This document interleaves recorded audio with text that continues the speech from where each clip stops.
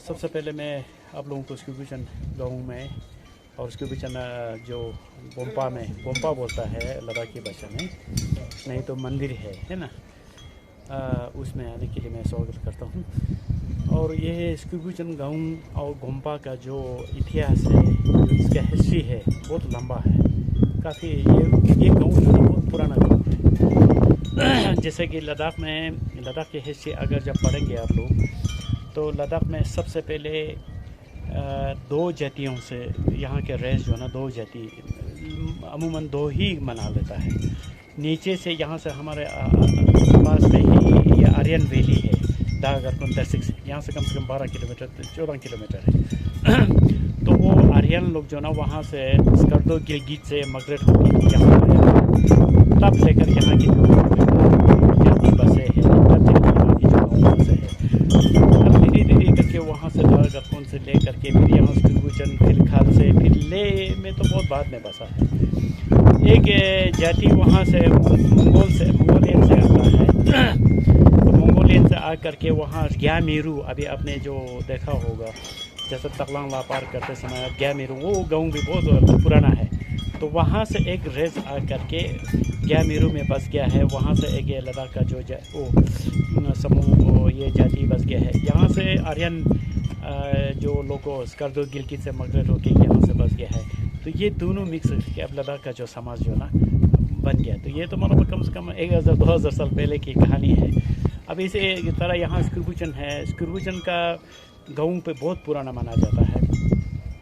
स्कूबीचन का नाम ही अलग अलग से है। एक तो स्किचन भी बोलता है, एक स्किंडूचन भी बोलता है। स्किन का मतलब ये एबेक्स होता है, एबेक्स है ना। पहले ये सब घर यहाँ पर नहीं था, खेती बाड़ी भी कम था। कहते तो यहाँ तक कि ये जो अभी स्कूबीचन गाँव आप देख रहा है, घर देख रहा है, खेती देख रहा है, यहाँ तक ये पानी लेवल, इसमें एक झील जैसा जो सिंधु नदी का पानी लेवल यहाँ ऊपर तक भी वो था, बोला था। अब 1000 साल पहले होगा, ज़रूर हुआ है ना। बाद में जो पानी रिड्यूस होते क्या अभी तो नीचे चला गया है ना। अभी उसका जो एक वो है प्रूफ ये निकलता है कि अभी यहाँ जो कई पर्व नीचे स्कूबीचन गाँव में जा करके जब देखता है, तो वहाँ से जो समुद्र के जो नीचे जो रॉक होता है, वही रॉक निकल आता है, वही रेत निकल आता है, वही सारे निकल आता है। इसी से मतलब क्लियर है कि इस समय पहले यहाँ पर पूरा एक झील ही था, पूरा पानी भरा हुआ था इस एरिया में पूरा।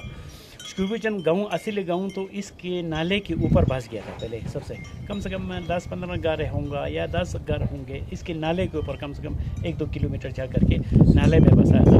तो नाले में हमेशा बसता है, क्योंकि वो इसलिए बसता है कि नाले से पानी का सोर्स ठीक आता है, और पशु जानवरों के लिए, बैल बकरियों के लिए घास बस ठीक होता है। तो लोग जो ना सबसे पहले जहाँ पानी की सुविधा अच्छा हो, घास बस ठीक हो, वहीं पर बसता है सबसे पहले। तो वहाँ से धीरे धीरे करके आप 600 साल, 800 साल, 900, 1000 साल होने के बाद धीरे धीरे करके लोग माइग्रेट होकर के फैलते गया। तो अब ये बड़ा एक गाँव बन गया है ना। तो इसलिए इसका स्किंडूचन बोलता है। पहले स्किन का मतलब एबेक्स होता है। यहाँ पर एक चश्मा का वो एक पानी है, यहाँ नीचे जा कर के एक चश्मा का पानी है। कहते हैं कि पहले ज़माने में जो वहाँ से गाँव नहीं बसा था, एक भी घर नहीं था, सर यहाँ खाली था। तो वो एबेक्स जो ना वहाँ से पहाड़ से नीचे आकर के वो पानी पीने के लिए आता था, है ना। पानी पीने के लिए जहाँ से थोड़ा सा एक चश्मा तो था, चश्मे को खोदने के लिए वो एबेक्स है जो है, वो हिरन है, वो पहले अब खोदता है, ज़मीन को खोदता है, तो फिर वहाँ से पानी निकलता है, तो फिर पानी पीता है। तो इसलिए स्किन ड्रूस का मतलब ये खोदना है, स्किन का मतलब एबेक्स है, तभी से इसका ये गाँव का नाम स्किंडूचन। अब स्किंडूचन भी परिवर्तित होकर के बाद में स्किचन कहा है। अब उसी समय तो स्किचन में तो लगभग ये सारे गाँव बस चुका है। अब से मतलब 600 साल 500 साल पहले की बात है, ये सारे गाँव बस चुका होता था। स्किचन इसलिए कहा है कि एक ज़माने में यहाँ इस एरिया में काफ़ी ये जो स्मॉल पॉक्स बोलता है ना, जो चेचक का जो बीमार है ना, पहले ज़माने में तो इस तरह कोई ट्रीटमेंट नहीं होता था, कहीं भी नहीं होता था, है ना। तो यहाँ जो स्मॉल पॉक्स जो चेचक का बीमार फैलने से कई लोगों की जो मृत्यु हो गया, विशेष करके बच्चे लोग ना, कई बच्चे लोग मर गए, बूढ़े में मर गए, बच्चे कई लोग मर गए। अब चेचक जहाँ जिस गांव में फैल जाता है, दूसरे गांव से एक दूसरे गांव से आना जाना बिल्कुल लिंक कट ऑफ रहता है। कभी भी यहाँ के आदमी ना दूसरे गांव में जा सकता है, ना दूसरे के गांव के यहाँ आ सकता है, क्योंकि वो बीमारी फैल जाता है, छूट जाता है ना। तो इसकी डर के मारे से कभी यहाँ 1-2 साल तक काफ़ी एक बीमार फैला था, ये चेचक का बीमार फैला गया था। उसके बाद जो ना ये कई लोग यहाँ कई देवता के पास गया, कई बड़े बड़े लामा गुरुजी के पास गया, लेह में गया, कहीं हर जगह पर जा करके अभी इसको रोकने के लिए क्या उपाय है, कैसा है।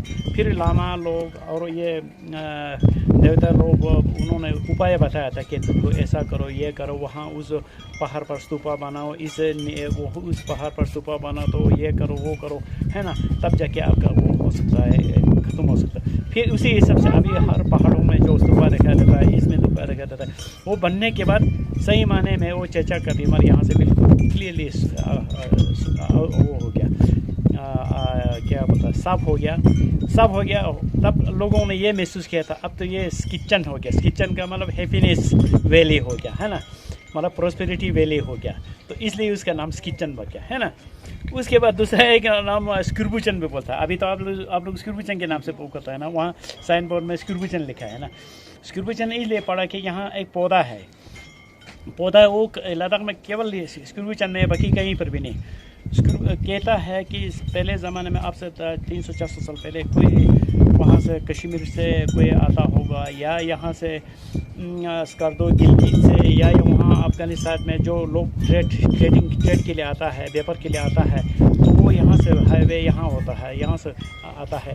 तो उन्होंने कुछ एक कहने का मतलब वो तो होना तो वो चाहिए, जैसे अभी चेरी का जो फल होता है ना, वैसे जैसा है, तो वो कहीं खा लिया होगा। खाने के बाद उसका सीड जो है ना यहाँ बो दिया है, बोने के बाद उसका एक वो पेड़ जो है ना पैदा हो गया था, वो अगर नहीं पकेगा तो वो तो बिल्कुल इतना खट्टा है कभी मुंह में मतलब डाल ही नहीं सकता, है ना, वो इतना सोर है। तो इसलिए स्कुर्मो का मतलब वो है ना, आपको जानते हैं ना। तो वही पौधा यहाँ पर एक है, अभी भी है, मौजूद है, किसी खेत में है, वो तोड़ता नहीं है, रखता है। वो यहाँ लद्दाख में यहीं पर है, बाकी लेह में और यहाँ से लेकर कहीं पर भी नहीं है। तो इसलिए ये स्क्रूबुचन का मतलब ऐसा पौधा जो एक सौर वाला पैदा, ऐसा खट्टा वाला पैदा, तो यहाँ पर है, इसके नाम से ये स्क्रूबुचन बोला। तो अभी तो स्क्रूबुचन नाम रिकॉर्ड हो गया था, ये स्क्रूबुचन नाम से। अब कहाँ के मंदिर है ना, तो मंदिर का तो ये मंदिर कम से कम 400 साल मानते हैं, 400 साल मानते हैं। तो ऊपर वाला एक मंदिर है, उस मंदिर में वो नेचुरल कैप का बना हुआ है, कोई छत नहीं है, कोई दीवार नहीं, मतलब नेचुरल कैप्स है, उसी कैप्स के अंदर बना है। तो इसके बगल में जो एक दूसरा मंदिर है, तो ये मंदिर का जो अलग अलग हिस्ट्री है, तो वो मंदिर है। बाकी ये जो वाला मंदिर है, ये कम से कम 1700 में बना था। जो ये ड्रोंग कोंचोक वांगपो बोल कर के, जो मेमे सम्पेल बोल के बहुत ही एक मशहूर स्कॉलर हुआ करते थे यहाँ पर लद्दाख में, खास करके स्क्रूबुचन में। तो उन्होंने 108 इस तरह के मंदिर बनाया था, बोल रहा था। 108 का मतलब स्क्रूबुचन में नहीं, कहीं यहाँ दा गरकोन दर्सिक लेदो तमाची और पूरा इस एरिया में 108 मंदिर बनाया था, बोल रहा था ड्रोंग कोंचोक वांगपो ने, मेमे सम्पेल ने। तो अब ये मेमे सम्पेल का बना हुआ ये है, और इसमें जो वॉल पेंटिंग्स है बहुत ही सुंदर वॉल पेंटिंग्स है। वॉल पेंटिंग में ये है, आप लोगों ने शायद ध्यान दिया है या नहीं दिया है, वॉल पेंटिंग में ये हम जो ये है कि जो मरने के बाद हमारा जो आत्मा कहाँ जाता है, किधर जाता है, वो अपने कर्म के हिसाब से घूमते रहता है ना। तो इसलिए मरने के बाद पर्दो बोलता है जिसको, है ना, पर्दो में एक किताब है बहुत बड़ा, हिंदी में भी मिलेगा आपको, इंग्लिश में भी मिलेगा, बोटी में तो है ही है। तो पर्दों के बारे में जो ये ड्राइंग है, काफ़ी इसमें डिटेल से लिखा है कि मरने के बाद, हम तो बुद्धिज़्म में ये है कि मरने के बाद 49 डेज जो है ना, उसका जो आत्मा या ना कहीं या तो कहीं पर्दों में या तो किसी लाइफ में उसमें घूमते रहता है, बोला है ना। ये तो मतलब डिपेंड रहता है, सब तो नहीं रहता है, लेकिन डिपेंड है, अगर किसी का कर्म बुरा कर्म हो तब जाके पर्दों में घूमते रहता है, अच्छा कर्म हो तो सेकंड में मूवमेंट में दूसरे जन्म ले लेता है, या कोई ज़्यादा पापी हो तो वो भी सेकंड मूवमेंट में दूसरे जन्म ले लेता है। लेकिन पर्दों में वही लोग घूमता है कि ठीक तरह ना वो पुण्य कर्म किया हो या नहीं भी किया हो, उसी तरह घूमते रहता। तो पर्दों की अपना एक फ़िलोसॉफ़ी है, काफ़ी उसमें डिटेल से आजकल बहुत से इस पर स्टडी करने वाला है। तो ये पेंटिंग जो ना, इस वॉल पेंटिंग में एक एक करके सारे उसका एक एक हिस्ट्री, तो ये पेंटिंग्स है। बाकी वहाँ ऊपर है जो केप्स में, वहाँ रत्नाश्री है, जो रत्नाश्री ढिगुम करक्यूत का जो 800 साल पहले तिब्बत में ढिगुम करक्यूत का जो स्थापना किया था, वो रत्नाश्री जो ना फाउंडर है, वो नागार्जुन आर्या नागार्जुन के जो अवतार थे, उन्होंने जो ये ढिगुम करक्यूत तिब्बत में स्थापित किया था। तो उसे रत्नाश्री का वो स्टेचू है। अब दूसरा वो वाला खार बोलता है, वो जो आप दिखा देता है ना, जो गुरु रिम्पोचे के नीचे वो खार है, वो भी बहुत पुराना है। उसमें भी अवलोकितेश्वरा का बहुत बड़ा एक स्टेचू है। अवलोकितेश्वरा तो एक गॉड ऑफ कंपेशन, यानी एक करुणा की देवता है। वही अवलोकितेश्वरा के मंत्र को ओम मने पद्मे हूँ, जो 6 मंत्र के हिसाब से हम जानते हैं, तो वो वाला उसमें वो घर में है। तो इस प्रकार की जो काफ़ी इसमें हिस्ट्री तो काफ़ी बहुत है। अब मैं ऐसा यहीं पर मैं समाप्त कर रहा हूँ, है ना।